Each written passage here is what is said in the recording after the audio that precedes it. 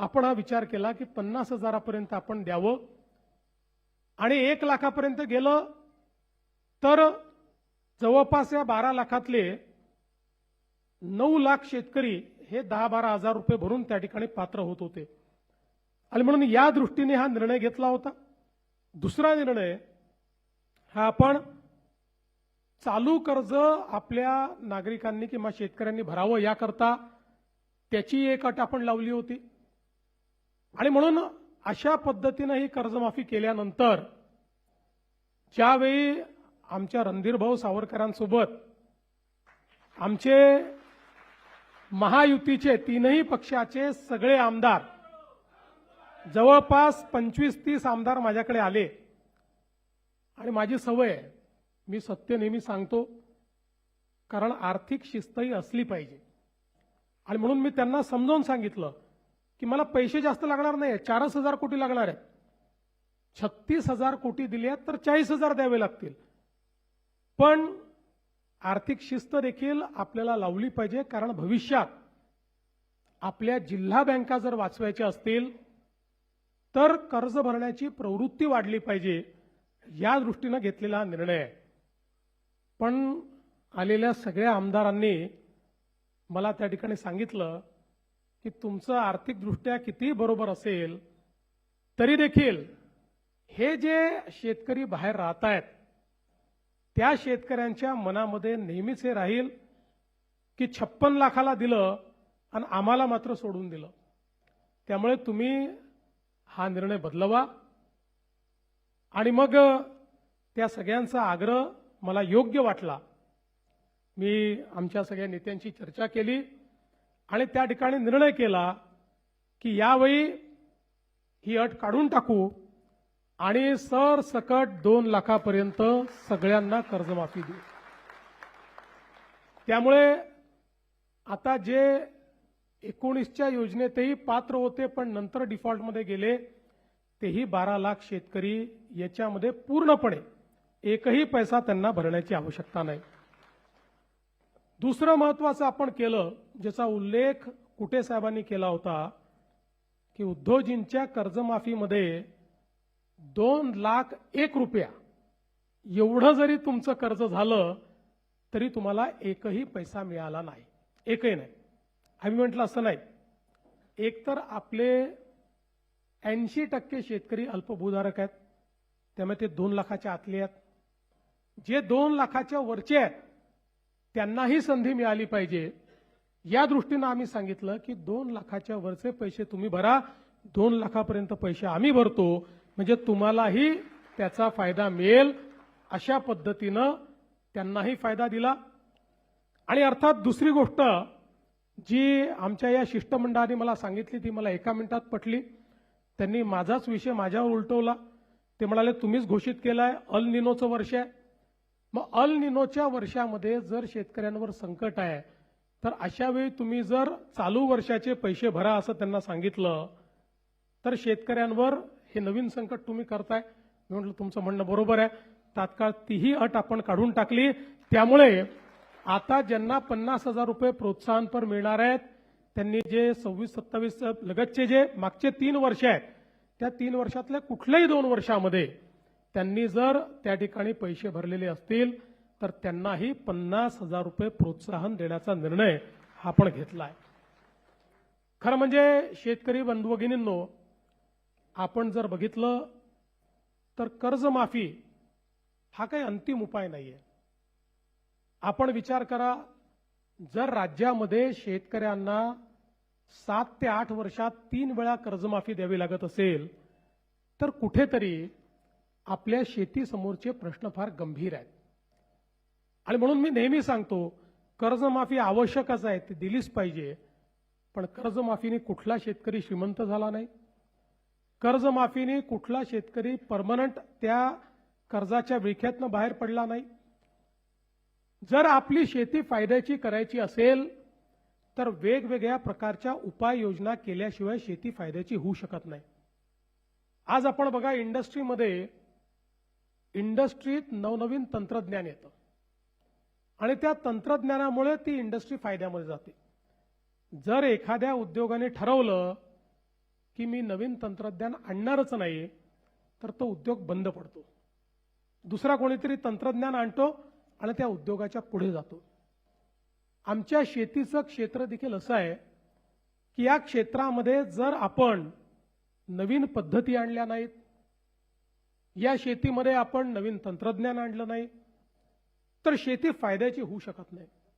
आणि मग या सगळ्या नवीन गोष्टी करण्याकरता अडचण काय आहे? ती अडचण आहे गुंतवणुकीची. ज्या शेतकऱ्याकडे जो अल्पभूधारक शेतकरी आहे, या अल्पभूधारक शेतकऱ्याला गुंतवणूक त्यांनी करायची कशी? गुंतवणुकीकरता त्याला पैसे येतील कुठनं?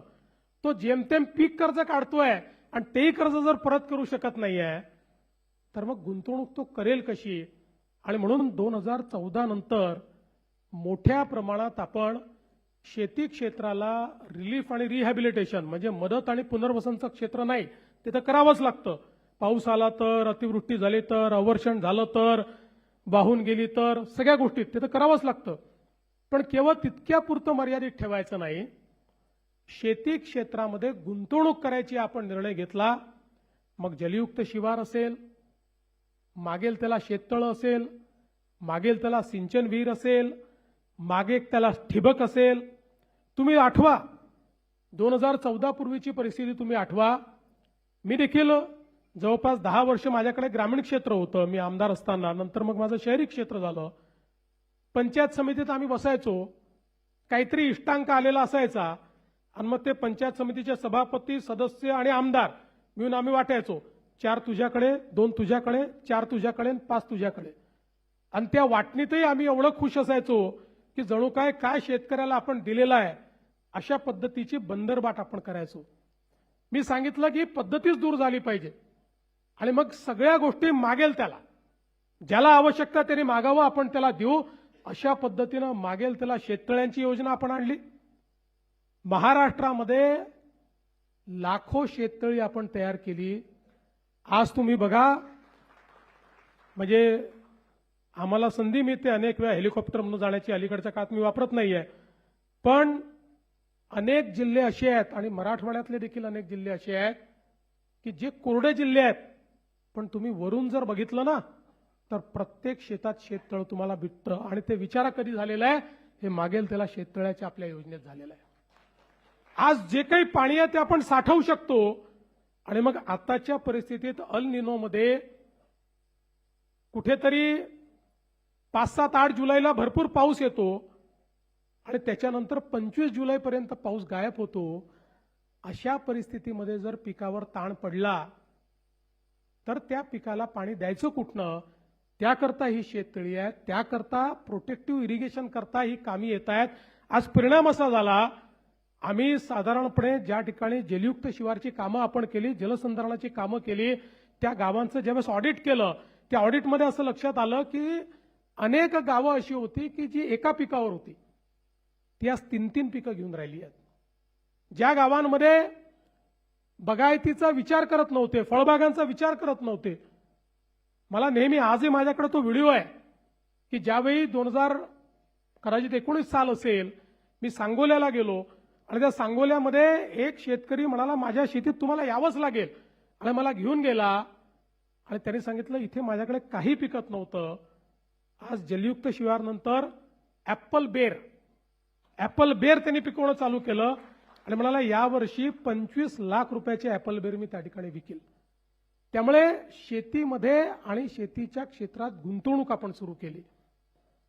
पूर्वीच्या काळामध्ये लोकांना ड्रिप इरिगेशन करता, ठिबक सिंचनाकरता वाट पाहावी लागायची. आम्ही सांगितलं ऑनलाईन अप्लाय करा, ऑनलाईन अर्ज करा आणि ऑनलाईनच तुमच्या खात्यात पैसे जातील. आताही जे मामा सांगत होते की काही बॅकलॉग राहिला होता तोही आम्ही पूर्ण करतोय. आणि जेवढे अर्ज आले, 5 लाख अर्ज आले तर 5 लाख अर्ज आम्ही स्वीकृत करणं सुरू केलं. ट्रॅक्टरची मागणी जेवढी आली आम्ही स्वीकृत केली. इतक्या मोठ्या प्रमाणात हळूहळू हे यांत्रिकीकरण आपण सुरू केलं. आणि महत्वाचं यातलं काय आहे तर आज आपल्याला आपल्या शेतीमध्ये जर परिवर्तन करायचं असेल, गुंतवणुकीची क्षमता बघा, जागतिक बाजारपेठ झाली आहे. आता शेतमालाचा भाव हा कुठलं राज्य ठरवत नाही, कुठला देश ठरवत नाही, जागतिक बाजारपेठ ठरवते. त्यामुळे त्या जागतिक बाजारपेठेमध्ये जर आपल्याला त्या ठिकाणी आपल्या शेतमालाचा भाव घेऊन फायदा करायचा असेल तर उत्पादन खर्च कमी करावा लागेल. उत्पादन खर्च कमी करायचा असेल उत्पादकता वाढवावी लागेल. उत्पादकता वाढेल तेव्हाच उत्पादन खर्च कमी होईल. आणि मग अशा सगळ्या गोष्टींकरता आता ज्याच्याकडे 1 एकर शेती आहे, 2 एकर शेती आहे, त्याची गुंतवणुकीची ताकद किती आहे. आणि म्हणून आपण गटशेतीची योजना सुरू केली. मला असं वाटतं की महाराष्ट्रामध्ये पुढच्या 2 ते 3 वर्षामध्ये 50,000 गट जर आपण तयार केले तर या गटांची क्षमता जी आहे, आणि सरकार सगळ्या योजना गटाला देत आहे. मागच्या वेळेस तर आपण 1 कोटी रुपयापर्यंतच्या योजना गटांना दिल्या, तर या गटाची गुंतवणुकीची क्षमता वाढते. या गटांना जे काही निविष्ठा खरेदी करावे लागतात त्याची किंमत कमी होते. वेगवेगळ्या पिकांचे प्रयोग करून पूरक पिकं त्या ठिकाणी घेता येतात आणि त्यातनं शेती जी आहे ही उद्योगासारखी फायद्यामध्ये आपल्याला आणता येते. आणि म्हणून त्याही दृष्टीने खूप मोठ्या प्रमाणात काम करण्याची आवश्यकता आहे. आमच्या शेतकऱ्याचा जो काही खर्च आहे तो कमी व्हावा म्हणून आपण 2 गोष्टी त्या ठिकाणी केल्या. सगळ्यात महत्त्वाचं काही केलं असेल तर आमच्या शेतकऱ्यांना 7.5 हॉर्स पॉवर पर्यंत जो काही विजेचा खर्च होता ते वीज बिल माफ करण्याचा निर्णय आपल्या सरकारने घेतला. आज याचा कधी कोणी विचार करत नाही. वीज बिल माफ झालं म्हणजे वीज कंपनी जी आहे ती कंपनी स्वतःच्या खिशातनं भरत नाही. दरवर्षी 25,000 कोटी रुपये मी बजेटमधनं काढतो आणि त्या आमच्या वीज वितरण कंपनीला देतो. कारण ते जर दिले नाही तर MERC सांगते की जे इतर ग्राहक आहेत त्या सगळ्या ग्राहकांवर हे 25,000 कोटी लोड करा, त्यांचं विजेचं बिल वाढवा आणि त्यांच्या खिशातनं ते वसूल करा. आणि म्हणून दरवर्षी 25,000 कोटी रुपये हे आपण वीज बिल माफीच्या पोटी देतो. आणि मला हेही सांगताना आनंद वाटतो की याच महाराष्ट्राने जवळपास महाराष्ट्रातल्या शेतकऱ्याला आपल्याला माहिती आहे अर्धे दिवस सकाळी वीज, अर्धे दिवस रात्री वीज, इतक्या मोठ्या प्रमाणात रात्रीची वीज आल्यानंतर शेतकऱ्याला काय अडचणी त्या ठिकाणी सहन कराव्या लागतात आपल्याला माहिती आहे. आपण सौर कृषी वाहिनी आणि सौर पंप अशा 2 योजना आणल्या. मला सांगताना अभिमान वाटतो की जे आम्ही सांगितलं आज राज्यातल्या 76% शेतकऱ्यांना आम्ही दिवसा वीज देतो आणि आमचा प्रयत्न हे वर्ष संपता 100% शेतकऱ्यांना दिवसा वीज आम्ही देऊ. आणि 8 तास आम्ही देतो, 10 तास द्यायचे नंतर 12 तास द्यायचे, दिवसा 12 तास आमच्या शेतकऱ्यांना त्या ठिकाणी मोफत वीज देण्याचा निर्णय आम्ही करतो. आणि आता याच्याही पेक्षा एक अजून चांगला निर्णय जो आज मी जाहीर करणार आहे. आपल्याला कल्पना आहे की 7.5 हॉर्स पॉवर पर्यंत आता तुम्हाला बिल येत नाही, पण तुमच्या प्रत्येकाच्या नावाने जुनं बिल आहे. प्रत्येकाच्या नावाने आहे, ते खात्यात आहे, लिहून ठेवलं आहे, कधीतरी वसुलीला येऊ शकतं. आणि कुठलंही दुसरं कनेक्शन घ्यायचं झालं तर तो लाईनमन चेक करतो, तुमच्यावर तर आहे जुनं बिल, मिळत नाही तुम्हाला. आणि म्हणून आता मी हा निर्णय घेणार आहे की 7.5 हॉर्स पॉवर पर्यंतचं जे जुनं बिल आहे 48,000 कोटी रुपयाचं जुनं बिल वसूल करायचं आहे. ते 48,000 कोटी रुपयाचं जुनं बिल आम्ही माफ करणार आहोत.